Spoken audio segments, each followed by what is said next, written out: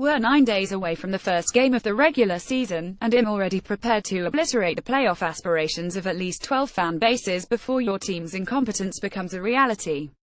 Parity isn't dead in the NFL, but it isn't widespread either, and while several of the teams I'm about to list are trending in the right direction, that won't be enough to get them to the postseason this year. Read this and weep. 1. New York Jets. The Jets are by far the worst team in football, with almost no talent to speak of at the 5 most important positions in the game: quarterback, edge pass rushers, offensive tackle, cornerback and wide receiver.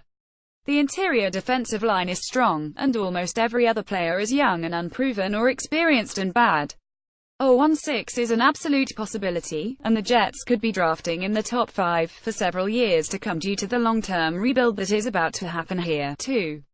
San Francisco 49ers. The 49ers are coming off a disastrous season on both sides of the ball, and while a new regime offers hope for the future, there are still major holes on this roster to be filled before consistent winning can begin to happen. The defense has some intriguing talent in Reuben Foster, Solomon Thomas, DeForest Buckner and obviously Navarro Bowman, but the secondary is ugly, and I'm not sure where the edge pass rush comes from if Thomas isn't a beast as a rookie. San Francisco still doesn't have a quarterback, and Carlos Hyde was rumored to be on the bubble earlier in training camp. This is a long-term rebuild from the bottom, and the 49ers are only on the first step. 3. Buffalo Bills quarterback Tyrod Taylor is hurt and was struggling in the preseason. His offensive weapons are more devoid than ever before, and the offensive line must adjust to a new zone attack after dominating in a gap-heavy scheme for the past few years. Sammy Watkins and Ronald Darby, the team's best receiver and cornerback, are gone, leaving both position groups in a world of hurt heading into the season. The Bills desperately need second-year players Reggie Ragland and Lawson to step up to this season, otherwise the second-level run defense and the pass rush could continue to be an issue moving forward. 4. Baltimore Ravens. Some might balk at the Ravens' inclusion on this list, but you tell me where the production is going to come from offensively. Joe Flacco has been a bottom 10-12 quarterback for the past 2 seasons, and his old reliable tight end position has been ravaged by injury. The team's best chance at a feature back went down for the season when Kenneth Dixon tore his meniscus, and the offensive line has question marks at every spot outside of Marshall Yanda and hopefully Ronnie Stanley if his growth continues. Photonic Wes. Even defensively, which is obviously supposed to be this team's bread and butter, the Ravens will be forced to absorb the loss of players like Lawrence Guy, Timmy Jernigan and Zachary Orr, key members of that defensive front seven that was so dominant in shutting down opposing run games last season. There will be a heavy reliance on young players, many of whom have yet to play a snap in the NFL. Rookies Tim Williams and Tyus Bowser are the team's best hope at a successful pass rush, while Bronson Kausi and Kamali Correa attempt to surge into the starting lineup after redshirting their rookie seasons last year. The secondary is good, but there is no true shutdown corner in the group, which could be a problem in a division with Antonio Brown and AJ Green. 5. Los Angeles Rams. The Rams are moving in the right direction, but they aren't going to see a major difference in the win-loss columns this season. QB Jared Goff will be better under Sean McVay, but will it be good enough? The offensive line still needs rebuilding despite the strong addition of veteran Andrew Whitworth, and the defensive line is still awaiting the return of Aaron Donald from his holdout, while also absorbing the loss of Dominique Easley for the season. The linebacking core is one of the worst in the league, and a transition to a 34 front, even with many of the same principles the players executed before, could take some time. Check back in a year or two. 6. Cleveland Browns. Another team moving in the right direction. Cleveland looks like it has a strong candidate for its quarterback of the future in DeShone Kizer, but this season should be full of growing pains and ups and downs. The offensive weapons are solid, but could take another year to gel, while the offensive line is the most improved unit on the team. Defensively, the secondary is a disaster, and a talented front seven is still very young and inexperienced.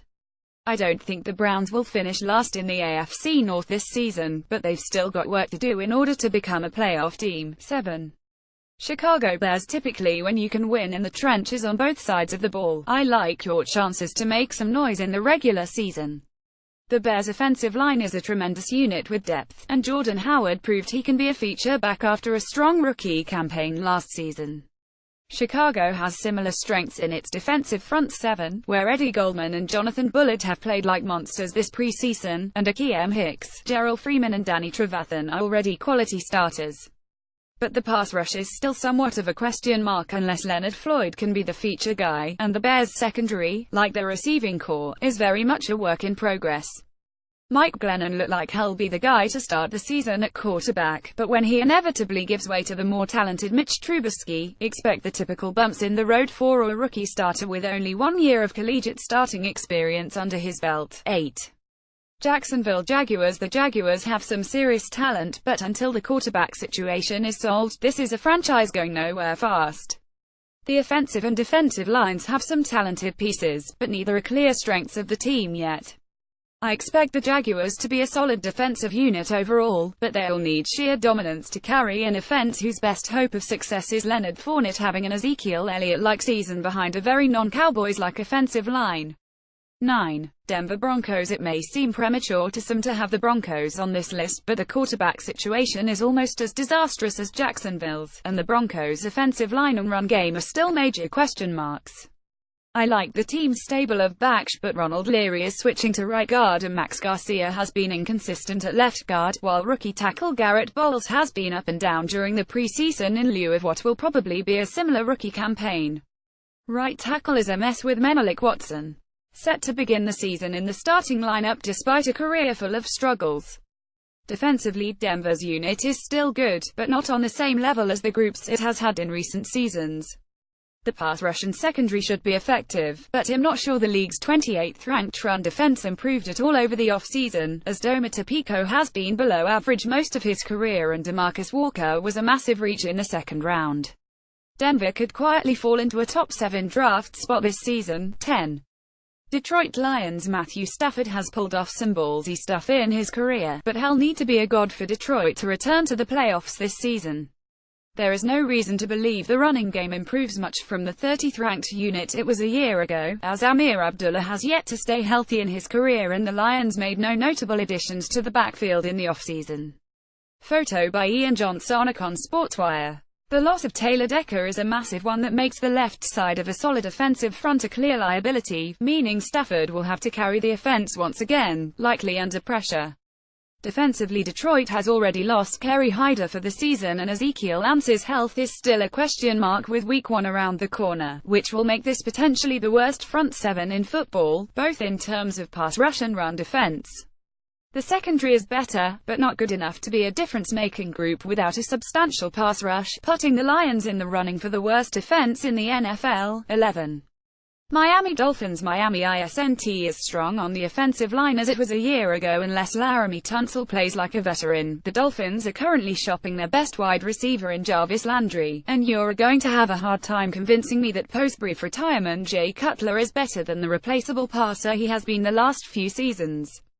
The offense will be more erratic, while the defense has already lost cornerback Tony Lippert and linebacker Raekwon McMillan to injury. The linebacking core is overrated and this defense will get run on again despite the talent it has up front, 30th in rushing yards allowed per game last season. The Dolphins have a better chance than the teams ahead of them on this list due to an insanely weak division in conference, but Adam Gase will need to be a Coach of the Year candidate to pull this off. 12. Indianapolis Colts. The rumors are swirling that Andrew Luck could miss week 1 of the regular season, and possibly slightly beyond, and HES the only thing separating Indianapolis from a top 5 draft pick.